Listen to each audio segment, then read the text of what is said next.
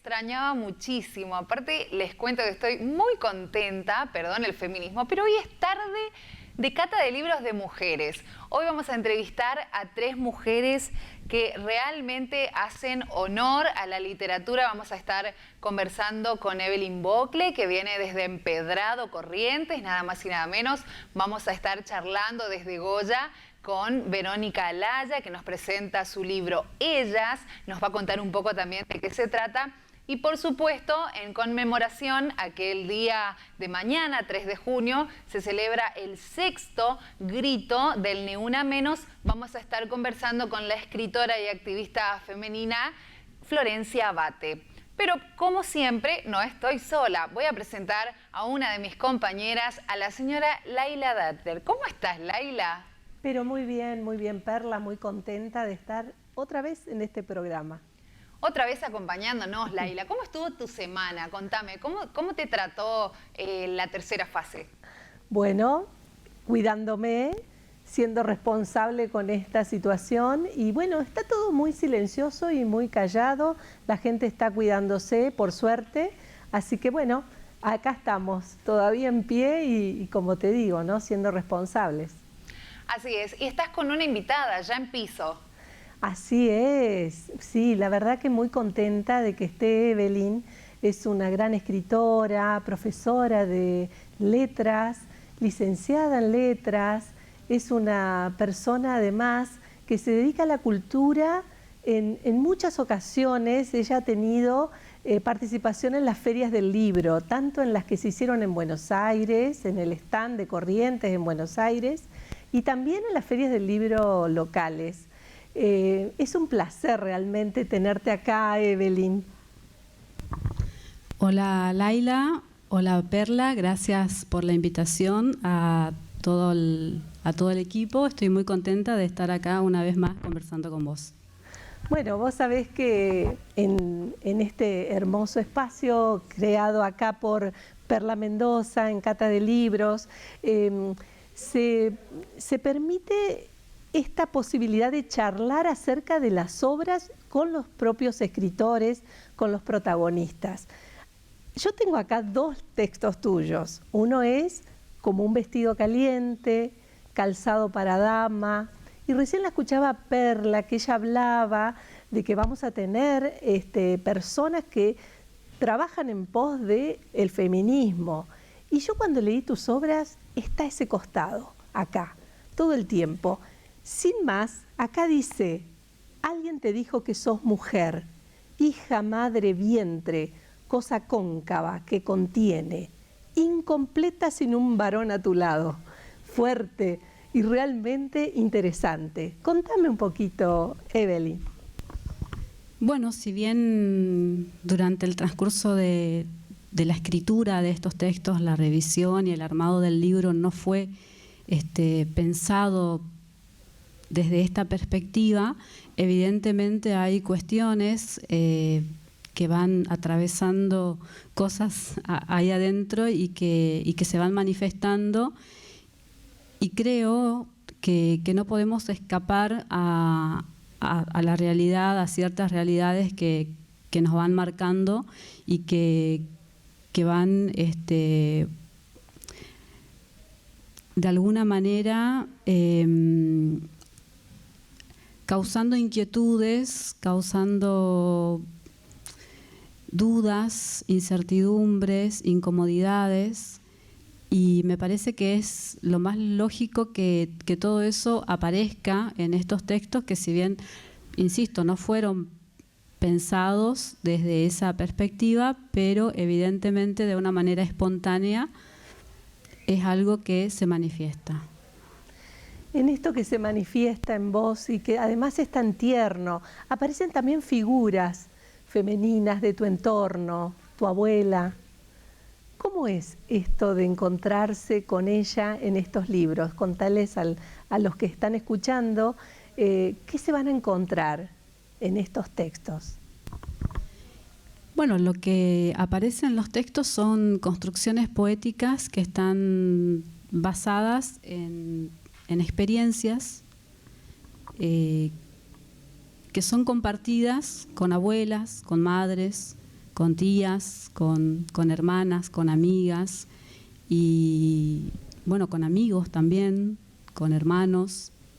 Y todas esas experiencias van transformándose poéticamente, entonces se van construyendo significados en pos de esas experiencias y en pos de esas relaciones y de los vínculos que se van gestando, a veces sin que nos diéramos cuenta. Me parece que esa construcción de significado a través de la palabra es lo que viene como a ponerle un sentido a todo eso que espontáneamente va moviendo emociones y sensaciones dentro de una. La verdad que me acuerdo cuando les leí el texto como un vestido caliente a los chicos de la escuela, ¿te acordás? La 401, y después ellos jugaron con ese texto, ¿no? Jugaron con el ponerse un cuerpo, levantarse y tener que cargarlo. Y después ellos representaron eso de una manera que fue lúdica a su vez y fue también muy emotivo. Tal vez podríamos aprovechar a leerles un pedacito de ese texto, ¿te parece?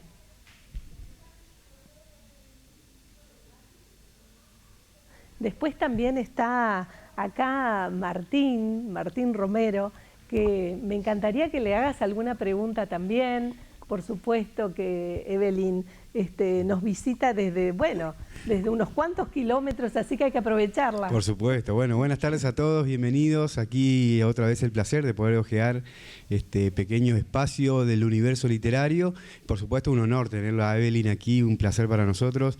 Yo le quería consultar estos textos, ¿no?, que te van llevando hacia esa dualidad entre alma y cuerpo, ese concepto que nos hace ver como pasajeros, ¿no?, de pasajeros de estos cuerpos que tenemos, y esa sensación de separar, ¿no?, de vernos alejado a lo que somos. Bueno, este libro en sí busca reunir estas experiencias y que están muy ligadas al cuerpo y al vínculo que tenemos con el cuerpo. Y creo que, o espero, establecer un significado con las cosas del mundo, digamos, más con las cosas materiales y con todo lo que remite poseer las cosas materiales. O sea, es como mi manera un poco de vincularme con las cosas tangibles, con las cosas concretas y todo lo que nos lleva a conseguir, digamos, a poseer esas cosas, ¿no? Todo lo que tenemos que hacer para llegar a ese estado de poseer las cosas y hasta qué punto poseemos las cosas o las cosas terminan poseyéndonos a nosotros. Claro. ¿Sí?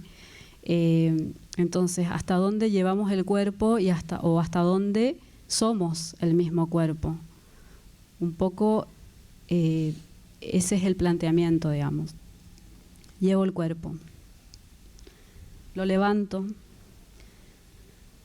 le abro los ojos, le pongo entre los dientes un bocado de algo, me lo cargo encima, lo enjuago, lo visto, le coloco rubor, perfume, un broche en el cabello, cepillo su sonrisa, delineo sus ojos, me lo pongo.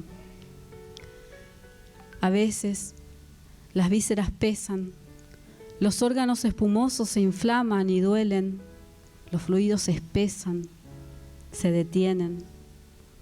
Pobre bodoque inerte, se pone tenso, difícil de dirigir. Pero el tiempo cae sobre el mundo como un cuchillo oxidado. Gargantas lejanas gritan, me llaman. Siempre alguno me reclama el cuerpo. Acudo. Me lo llevo a cuestas, como un vestido caliente. Así lo llevo.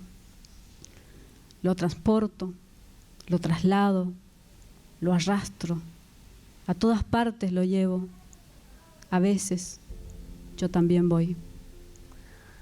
Qué lujo escucharte y la verdad que qué profundo, ¿no? Es un texto que, como les dije, se da para pensar y se da también para jugar, así como lo han hecho los chicos en esa escuela aquel día. Y muy emotivo. Muchísimas gracias, Evelyn. Antes de despedirnos, quisiera preguntarte cómo era esa pequeña Evelyn, que ahora se le dio por escribir o escribía antes. ¿Quién estuvo al lado de esta pequeñita que se transformó luego en mujer y que se transforma en alguien que escribe? Pues creo que no era muy diferente a lo que es ahora. Creo que siempre hubo interés por la literatura, primero por la literatura contada y cantada. O sea, en casa de la abuela y en casa de mamá siempre hubo canciones, siempre hubo cuentos, historias.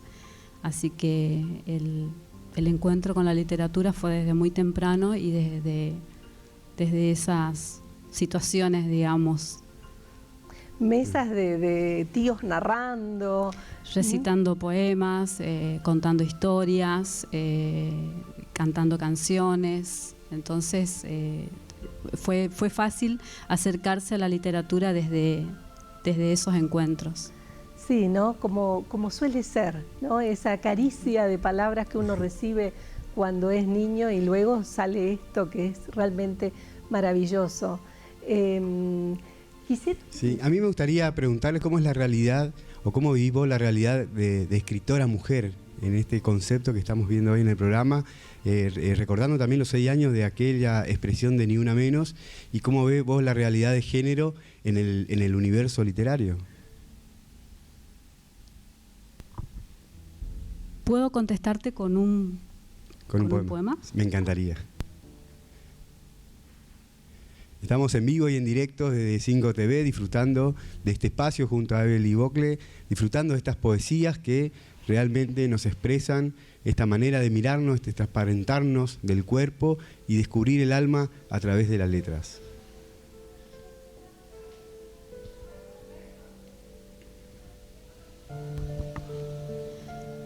No es que no quiera a los varones, ocurre, en cambio, que los amo demasiado. Me enamoro todo el tiempo de ellos, miro sus dientes, sus barbas, examino los cuellos de sus suéteres, las rayas de sus camisas, las botamangas de sus pantalones, sus zapatos acordonados, sus cremalleras abultadas, el pliegue que insinúa esa magia que los despierta. Adoro sus miradas de fuego, su insinuación constante. Me encanta verlos caminar despreocupados. Me gustan, porque ahogan sus pasos en las baldosas. Sin ruido andan, pegajosos como el viento norte, fuertes pero inofensivos, hermosos animales sedientos. Sin embargo, me matarían bajo la presión de sus pechos, socavarían mis entrañas, harían saltar de mi cuerpo a los hijos encerrados, hallarían en los pezones la leche y la vida. Me matarían, de seguro, como suelo matar yo, eventualmente, a algunas mujeres. Tremendo ese texto que acabas de leer, es del libro Calzado para Dama. ¿Cómo puede hacer la gente para conseguir estos textos? Calzado para Dama está en Fénix, que está por la calle Paraguay, la librería Fénix, y si no, pueden contactarse también con la editorial de acá, de Nancy Toselli, que tiene una página y tiene envíos a todas partes del país. Bueno, muchísimas gracias, Evelyn. ¿Y qué consejo antes de irte le darías a la gente que quiere escribir y por ahí le dicen no te dediques a eso, busca otra cosa que sea más comercial? En fin, viste que es un poco lo que generalmente sucede. ¿Qué les dirías?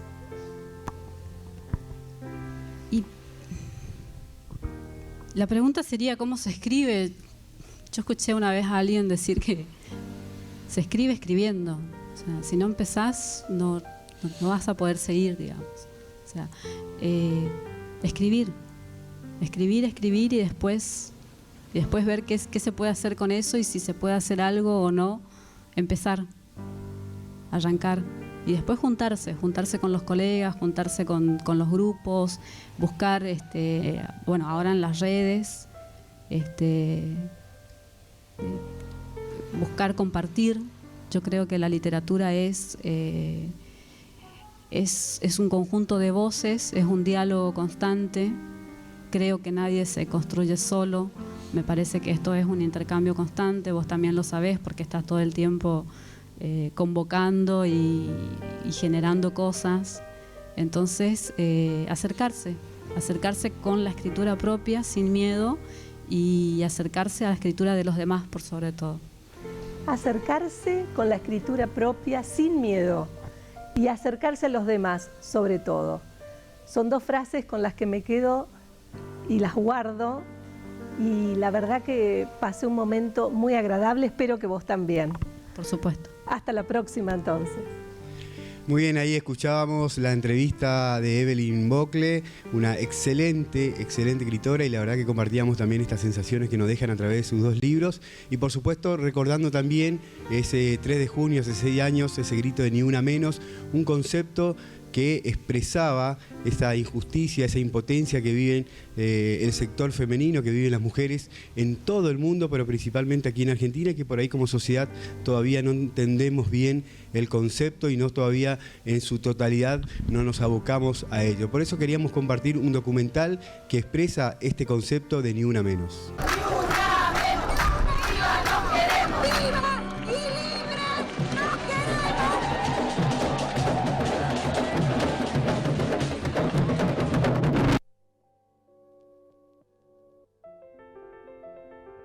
Hace 5 años, Argentina empezó a ser otro país. El 3 de junio del 2015 se realizó la primera marcha de Ni Una Menos. La concentración juntó a más de 300.000 personas en la Plaza del Congreso. El femicidio de Kiara Páez en Santa Fe, de solo 14 años, de parte de su novio, fue el que impulsó el hartazgo de tantas mujeres que dijeron no a los crímenes y a los crímenes llamados femicidios. La lucha de Ni Una Menos se expandió al mundo, pero tiene su origen claramente en Ciudad Juárez, en México, en el mismo lugar donde también nace el concepto de femicidio y feminicidio, que es cuando los crímenes a mujeres se producen de manera sistemática, por acción u omisión del Estado.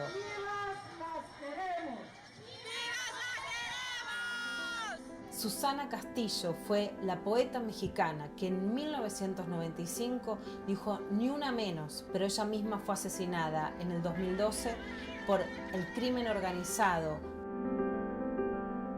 Pero no hubo miedo, se siguió marchando también en memoria de ella. En Uruguay también en octubre del 2015 se había hecho la manifestación Si tocan a una, nos tocan a todas, o Vivas y libres nos queremos, como alguna de las consignas que se multiplicaron en las calles.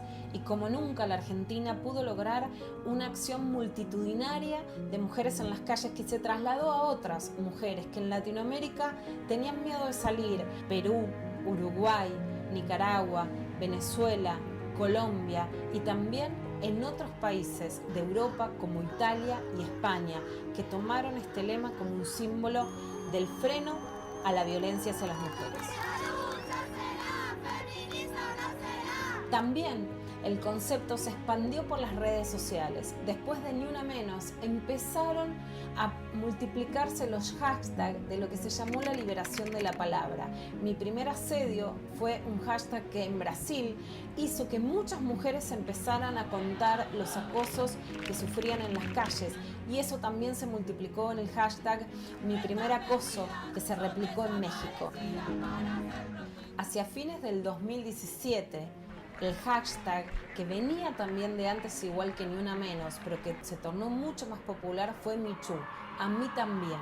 Este es el lema que explica cómo las mujeres no viven excepcionalmente una situación de acoso, de abuso o de violencia de género, sino que le pasó a una, que le pasó a otra, que le pasó a otra. Algunas se habían animado a denunciar, pero muchas lo habían callado y enlazadas por este hashtag empezaron a contar lo que había pasado. It was somewhere in Rosa Parks' heart almost 11 years later when she made the decision to stay seated on that bus in Montgomery. And it's here with every woman who chooses to say, "Me too."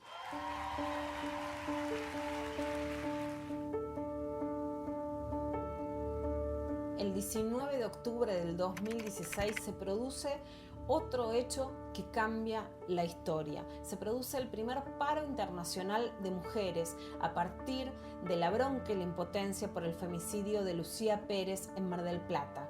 Paro de tareas remuneradas y de tareas no remuneradas, de trabajos domésticos y de los trabajos en los empleos y con el apoyo de algunas mujeres sindicalistas. Y a partir de ahí, el 8 de marzo del 2017, junto con Polonia, que también había atravesado la experiencia de un paro de mujeres, se generaron los paros internacionales de mujeres en el mundo.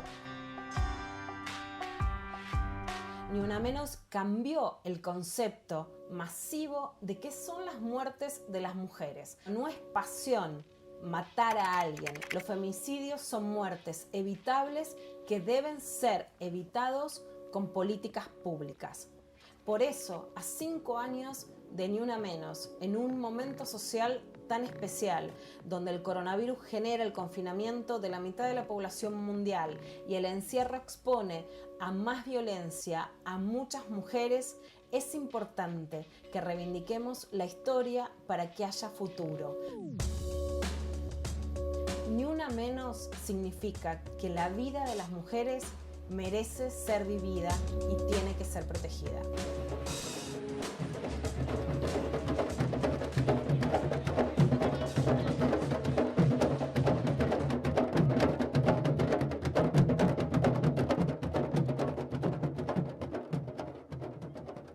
Bueno, este es un informe que se realizó el año pasado, pero no quería dejar de transmitirlo y de volver a traerlo aquí en el programa, más con la temática que vamos a charlar el día de hoy, porque realmente es emocionante ver la conquista, cómo unidas podemos ir logrando de a poco los derechos que nos merecemos desde el momento en que nacemos. Realmente impresionante el trabajo que también Luciana Pecker viene haciendo en materia de feminismo.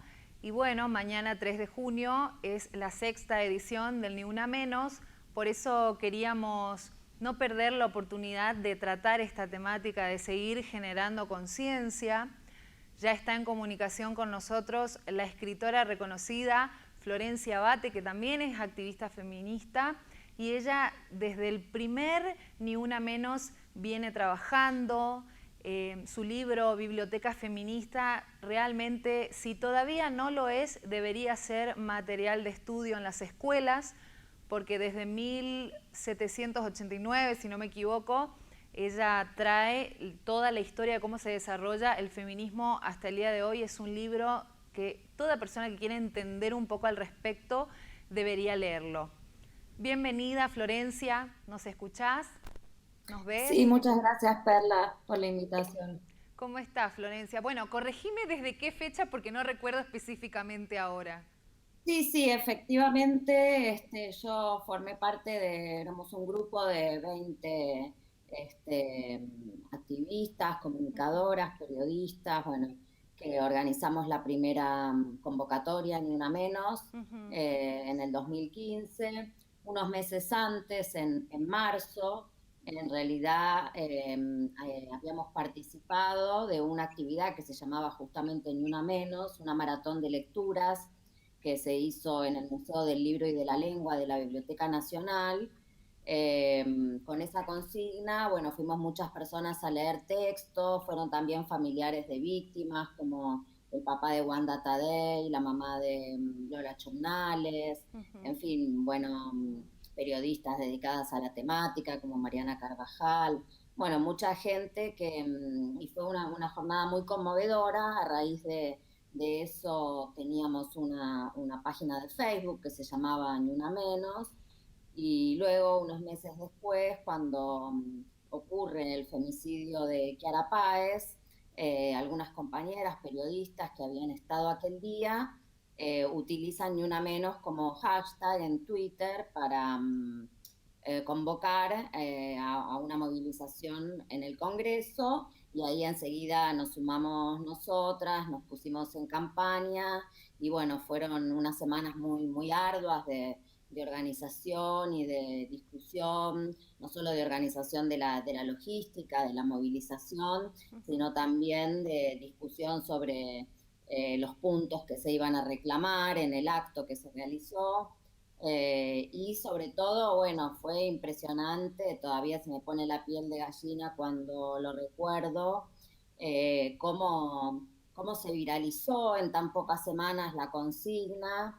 Imaginemos que esa página que teníamos, que tenía apenas, qué sé yo, 200, 300 likes cuando se había hecho lo de la primer maratón de lecturas, de repente en 2 semanas tenía 120.000 seguidores o más. Bueno, y nos llegaban materiales desde todas partes del país, flyers donde nos contaban que iban a replicar la movilización Ni Una Menos en distintos pueblos, ciudades, aproximadamente 50. Nosotros compartíamos eso en la página, y nos llegaban también, por supuesto, las fotos que recordarán que todo el mundo se sacaba con el cartel de Ni Una Menos. Sí. Y también cosas muy creativas, adolescentes que hacían videos contra la violencia de género y los enviaban para compartir en la página, fotos de hospitales, de lugares, de redacciones de diarios, de cuarteles de bomberos, donde la gente que allí trabajaba se sacaba fotos con los carteles diciendo basta los femicidios. Así que fue una experiencia realmente muy, muy conmovedora. Florencia, sos investigadora, pero además como activista femenina, te pregunto, desde ese primer Ni Una Menos, ¿cuáles son las conquistas más puntuales que vos marcás, como que podés contarnos para recordar también que se han logrado a través de estos años? Bueno, muchas. La verdad es que es impresionante lo que se ha avanzado en materia de género en estos años. Es realmente muchísimo. Así de cuestiones concretas, me acuerdo que, bueno, una de las cosas que nos provocaba mucho hartazgo y enojo, y que también fue uno de los motivos de la convocatoria, era también la manera en que los medios de comunicación cubrían los casos de femicidios, ¿no? Que no se les llamaban femicidios, sino que a veces, como decía en el video que proyectaron recién, se les llamaban cosas tan absurdas como crímenes pasionales. Claro. Y también se hacía mucho hincapié en la vida de la víctima, ¿no? En el grado de culpa que podía tener la víctima por lo que le había sucedido. Claro. Recordemos notas que hablaban de cómo estaba vestida, que se metían en el Facebook de la víctima, que porque estaba a esa hora en la noche. En fin, un montón de cosas que eran realmente indignantes, porque no existe la buena víctima y la mala víctima, ¿no? Cualquier persona que sufre una violencia de género o un asesinato es una víctima, ¿no? No importa si tenía una pollera corta o si estaba sola por la noche, ¿no? Entonces, bueno, eso creo que se modificó bastante, ¿no? Que ya cambió bastante el sentido común de los medios para cubrir estas notas, porque se dan cuenta también que el público no está dispuesto a tolerar ese tipo de maltrato, de misoginia. Y también me acuerdo que, bueno, una de las cuestiones que reclamábamos era que hubiese estadísticas oficiales, porque en realidad las cifras de femicidios se tomaban a partir de estadísticas elaboradas por ONGs, particularmente la Casa del Encuentro, que iban llevando los recuentos a partir de notas que aparecían justamente en los diarios, ¿no? Levantando, contabilizando a partir de ahí. y las estadísticas oficiales son fundamentales para poder diseñar políticas públicas, para saber en qué provincias ocurren más femicidios, para saber qué relación tenían las víctimas con sus victimarios, que generalmente son parejas o exparejas. Y entonces, bueno, por eso es muy importante que un país que realmente se tome en serio las políticas públicas haga estadísticas muy detalladas con todos los datos de los femicidios. Y bueno, después de la primera movilización y una menos, y siendo este uno de los reclamos, la Corte Suprema anunció y desde entonces lleva adelante un registro de estadísticas. Otro de los puntos que reclamábamos era el cumplimiento de la ESI, ¿no? La Ley de Educación Sexual Integral, que supone el tratamiento en las escuelas de cuestiones que tienen que ver con la igualdad de género, con la no discriminación, con ir rompiendo los estereotipos de que las nenas no pueden hacer tales cosas porque son nenas, o que los nenes no pueden, no sé, vestirse con una calza porque son nenes. Todas cosas que son fundamentales para criar a las infancias en condiciones de mayor igualdad, digamos, inculcar estas ideas, estos valores de la igualdad y del respeto y de la no violencia, y eso hay que hacerlo desde la infancia. Por eso, y la escuela en este sentido, de alguna manera tiene un gran poder porque alberga toda clase de familias, toda clase de personas, ¿no? Y creo que dentro de todo, en los últimos años, en el mundo escolar, empezó a haber más conciencia de la necesidad de poner estas cuestiones, por ejemplo, en la adolescencia, en los secundarios, la cuestión de los noviazgos violentos, ¿no? De no naturalizar, señalar totalmente. que los celos no son algo bueno, en fin. Eso creo que también es algo que avanzó, ¿no? Bueno, hemos avanzado mucho, pero por supuesto falta mucho. Miraba los índices desde lo que va del año, 94 víctimas en todo el país. La provincia de Corrientes está entre una de las provincias con más altos índices de femicidios. Entonces, es muy importante que sigamos recordando y generando conciencia como mencionaba. Te agradezco mucho la participación de hoy en el programa, que sin problemas nos dijiste sí, voy a estar allí en vivo. Ayer te convocamos. Y ahora la pregunta es la siguiente: ¿qué es lo que falta? ¿Las políticas públicas se están aplicando realmente? ¿Qué más falta? ¿Qué necesitamos como sociedad como para seguir transformando esto? Que por ahí las respuestas son no, porque Corrientes es así, porque tal lugar es así, y no quedarse con eso.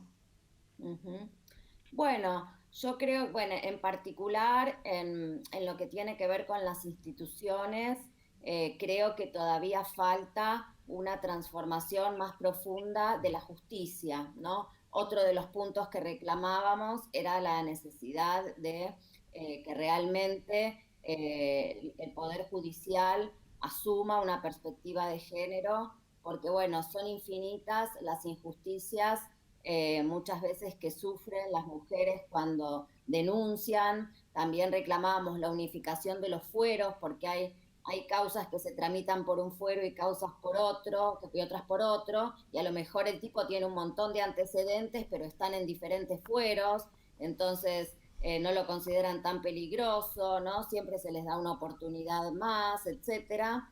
Y realmente las experiencias que uno escucha son muy, muy desalentadoras todavía con respecto al comportamiento de la justicia. Lo hemos visto también en el caso de Lucía Pérez, que fue justamente el caso que motivó, que también aparecía en el video, el primer paro nacional.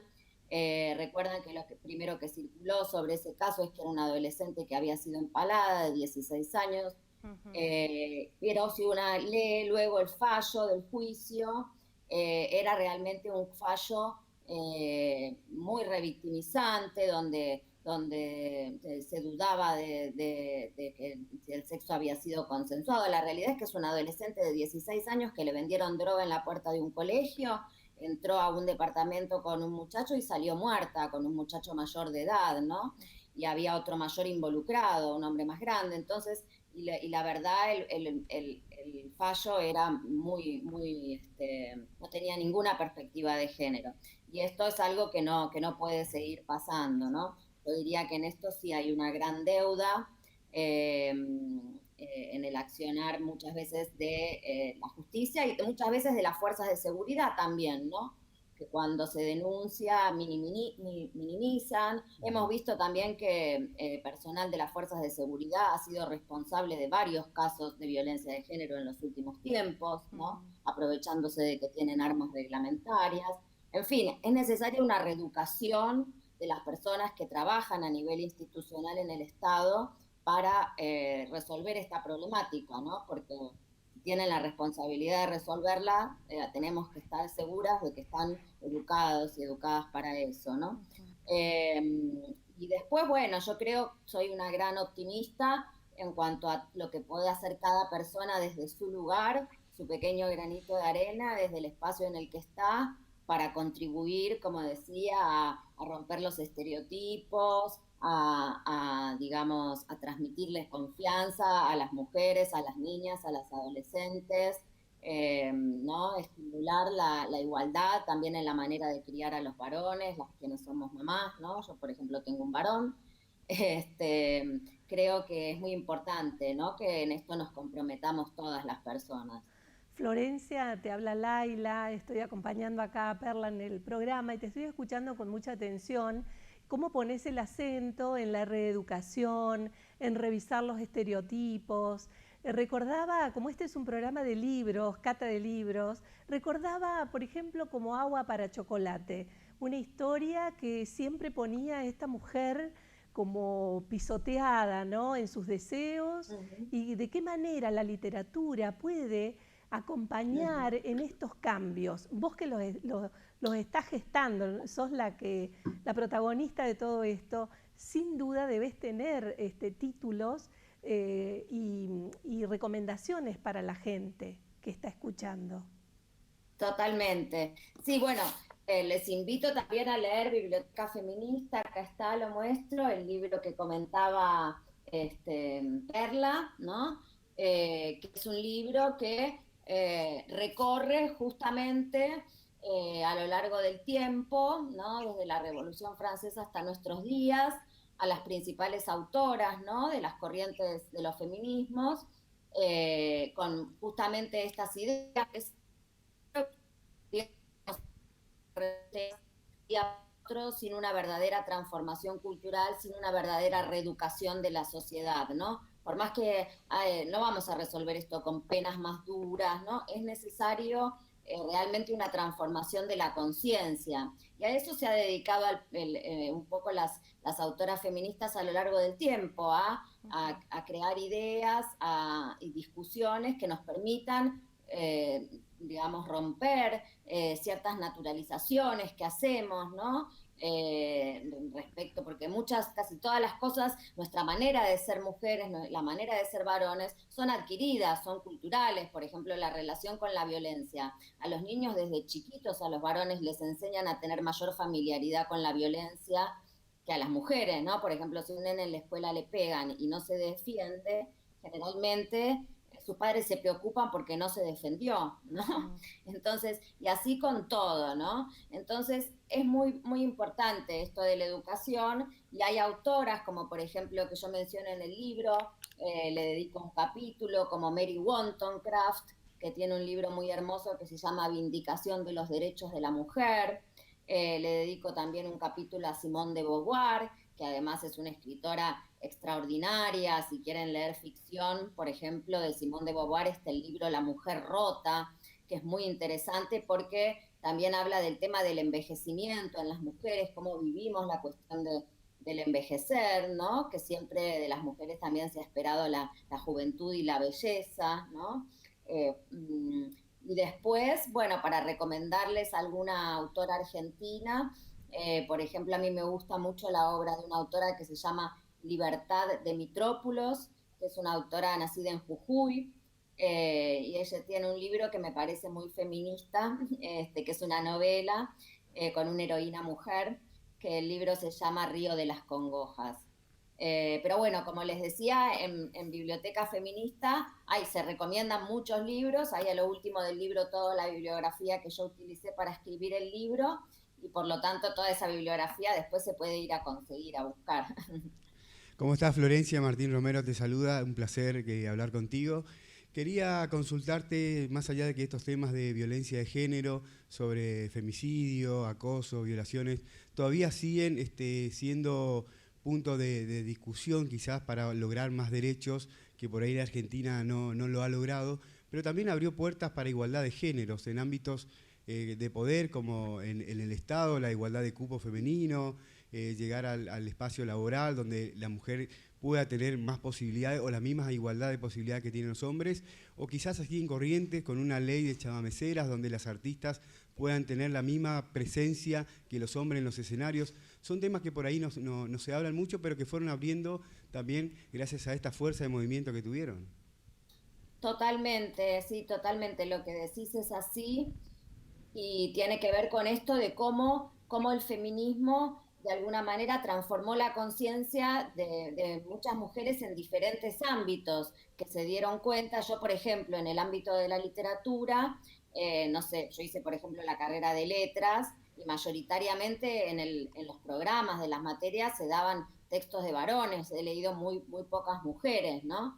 Y la verdad es que yo en su momento no me lo cuestioné, ¿no? Y recién ya más de grande empecé a decir, pero no puede ser, acá se ha invisibilizado a muchas autoras, ¿no? Y me propuse investigar escritoras argentinas, que es lo que hago para el CONICET, pero así como a mí me pasó eso también en otros, por ejemplo, las artistas visuales en los museos, era más difícil para las artistas llegar al museo que para los varones, y todas esas cosas muchas veces no tienen que ver con la calidad de las obras, sino con quién tiene más contactos, ¿no? Quién tiene más cercanía con quienes deciden, con el poder, y como las decisiones y el poder han estado generalmente en manos de varones, bueno, se han privilegiado siempre y en ese sentido sí fue muy importante, por ejemplo, que se lograra la paridad en la política, también, como decías, en los festivales de musicales, ¿no? Que cuentan las músicas que no las llamaban a ellas. Me parece que es un paso para mostrar que sí hay mujeres muy talentosas en todos los rubros y en todos los ámbitos, y que muchas veces no se les ha dado la oportunidad de estar en las primeras líneas. Y esto sigue siendo así, ¿no? Por ejemplo, es muy interesante cuando organizamos la segunda movilización Ni Una Menos en 2016, hicimos asambleas abiertas que venían muchas organizaciones y empezaron a venir frentes de género de sindicatos, ¿no? Claro. Muchos sindicatos han hecho frentes de géneros, de mujeres y de diversidad sexual, porque la agenda, las preocupaciones de las trabajadoras estaba más invisibilizada. Yo siempre digo que si las cúpulas de los sindicatos no fueran varones sino mujeres, el tema de las guarderías ya se hubiera resuelto hace tiempo, porque es un tema muy importante para las mujeres que trabajan. ¿Dónde van a dejar a sus hijos mientras trabajan, ¿no? Y eso hace que muchas veces las mujeres se salgan del mercado laboral en los primeros años porque tienen que elegir, ¿no? O trabajar o criar a sus hijos, ¿no? Claro. Totalmente, Florencia. Nos quedaríamos charlando mucho más tiempo con vos. Lamentablemente ya tenemos otras entrevistas pactadas. Te mandamos un beso enorme. Muchas gracias por acompañarnos en Cata de Libros y repasar un poco toda esta temática. Esperamos tenerte pronto por aquí de nuevo. Muchas gracias y sí, será un gusto. Ojalá ya mañana me vacunan, así que ¡qué bueno! Espero que la vacunación avance bien rápido y podamos volver también a las actividades presenciales y viajar dentro del país. Que así sea, que vuelvan las ferias del libro, Florencia. Por favor. Totalmente. Bueno, qué entrevista, Un gusto, Un gusto, realmente un placer escucharla. Sí, me quedaba pensando, y esta cosa de que estamos reclamando nuestros derechos y demás, y que ahora se nos está dando un poco más el lugar, también que no se pase al otro extremo de la supermujer que tiene que lavar, planchar, cuidar a los hijos y encima ser la mejor en lo que hace para estar a la altura de los hombres. Como que hay una línea muy fina, ¿no les parece? Sí.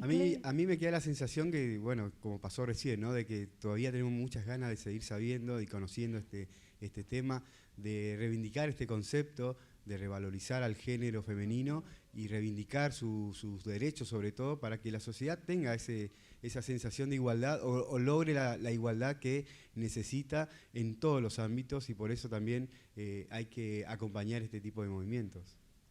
Confío mucho en la gente joven, ¿no?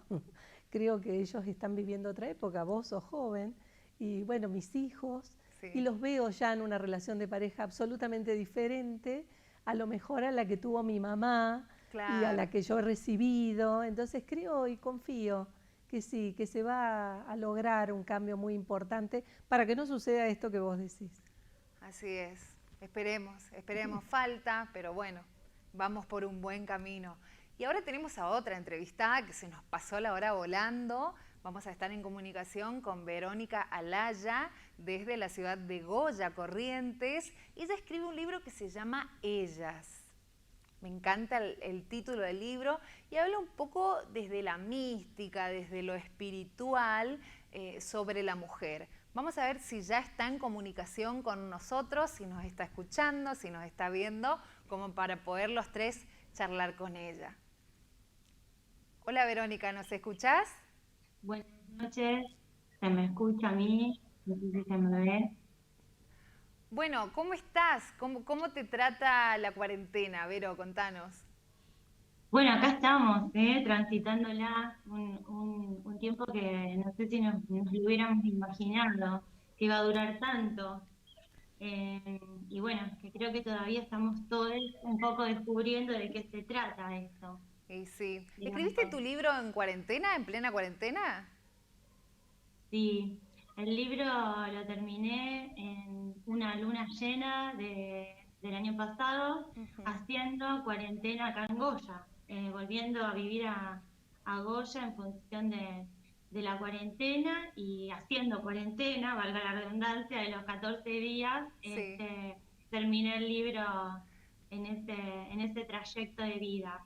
Así que bueno, viste, en Claro. mi lugar de nacimiento vengo a terminar Ellas, que es un Sí. trabajo que vengo haciendo por lo menos hace 1 año y medio, 2 años. Claro. Trata de centrarte en la cámara, Vero. Cortada.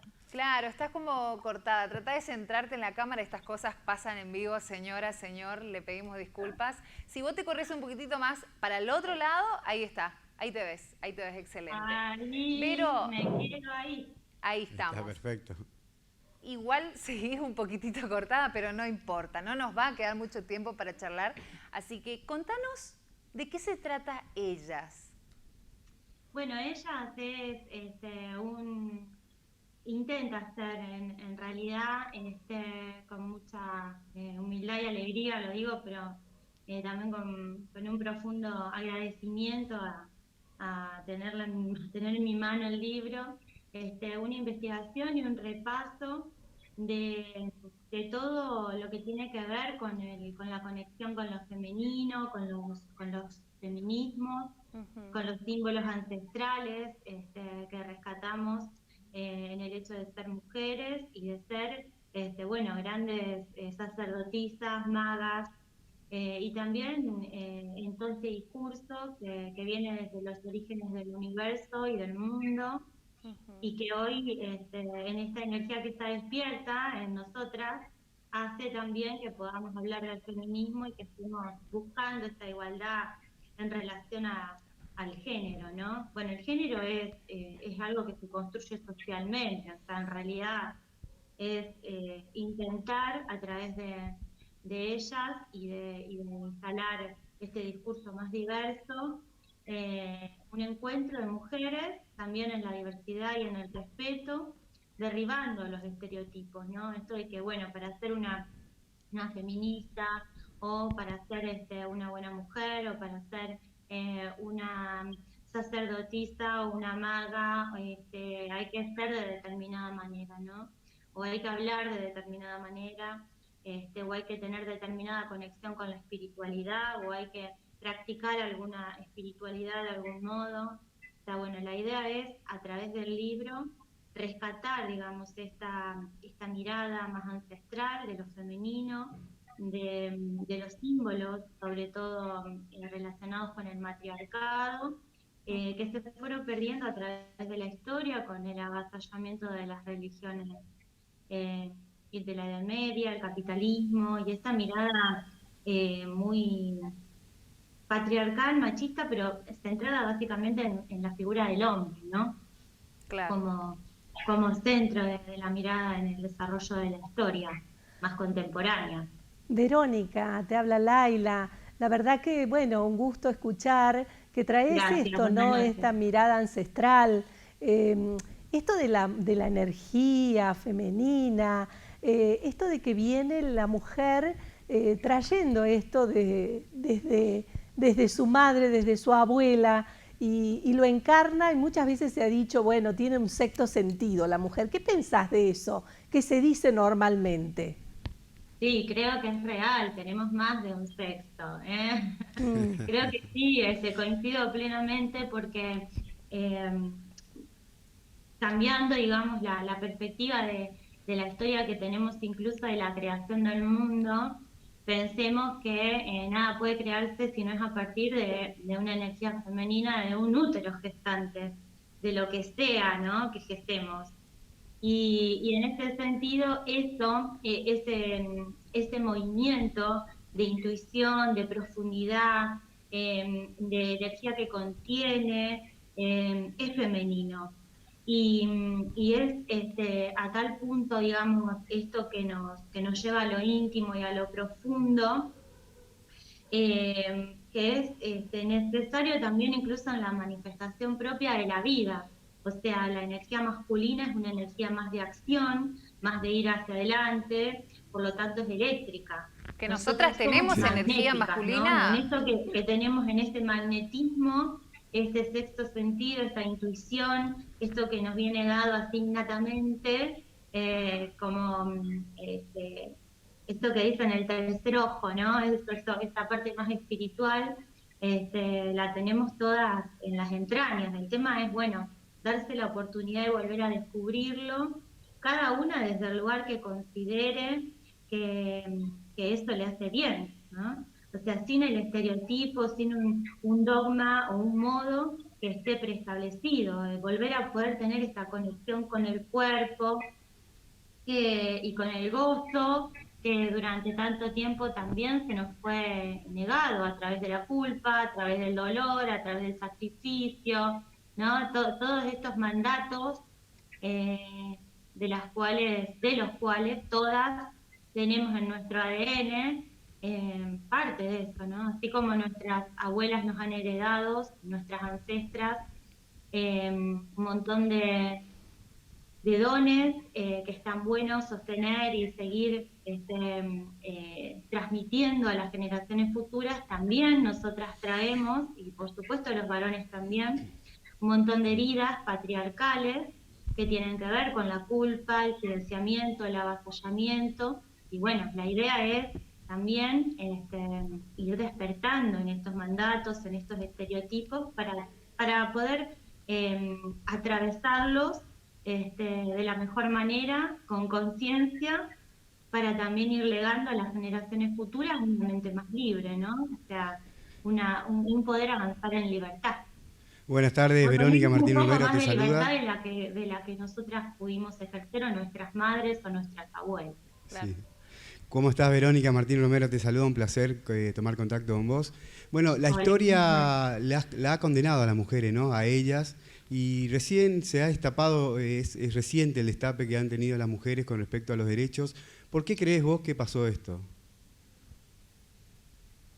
No sé por qué decir reciente. Porque ahora sale todo esto de reivindicación, de búsqueda de derechos, de igualdad de género. Quizás antes no se hablaba de estos temas, no se buscaban, las mujeres no estaban unidas, solamente por algunas cuestiones puntuales en el tema laboral allá por Miami u otro concepto, pero no tan generalizado, y un destape enérgico que han tenido las mujeres en esta búsqueda de igualdad?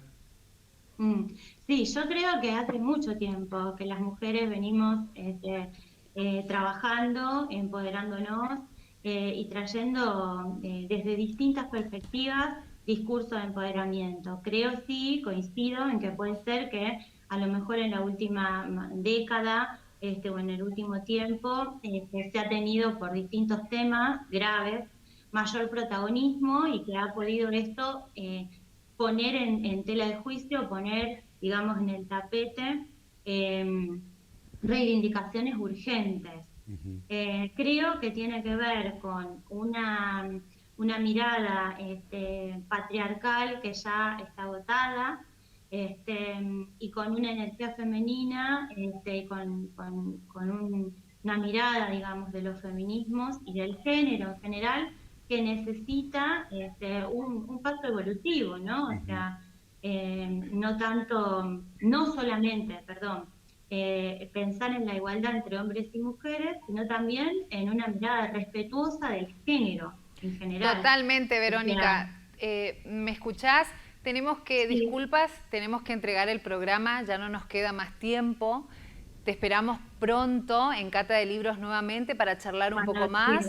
Síganla en sus redes, Verónica Laya, y ahí pueden contactarse con ella para comprar este libro si les interesa el libro Ellas, que tiene un enfoque más espiritual, más ancestral, como lo mencionaba, que leí el prólogo y un poco del libro y la verdad que es muy interesante el enfoque que tiene Verónica. Así que muchísimas gracias, Verónica, un honor que estés aquí con nosotros. Gracias. Buenas noches, gracias. Un honor. Sí. Bueno, se nos va el programa, chicos. Increíble, increíble. Vuela el programa. ¿Qué hacemos? ¿Pedimos una hora más? Maravillosas las invitadas, la verdad. Sí. Verónica Ayala, hay que buscarla en las redes sociales. Así es, Verónica Laya, búscanla en las redes. Y bueno, nos despedimos, nos vemos el miércoles que viene, si Dios quiere, con más Cata de Libros.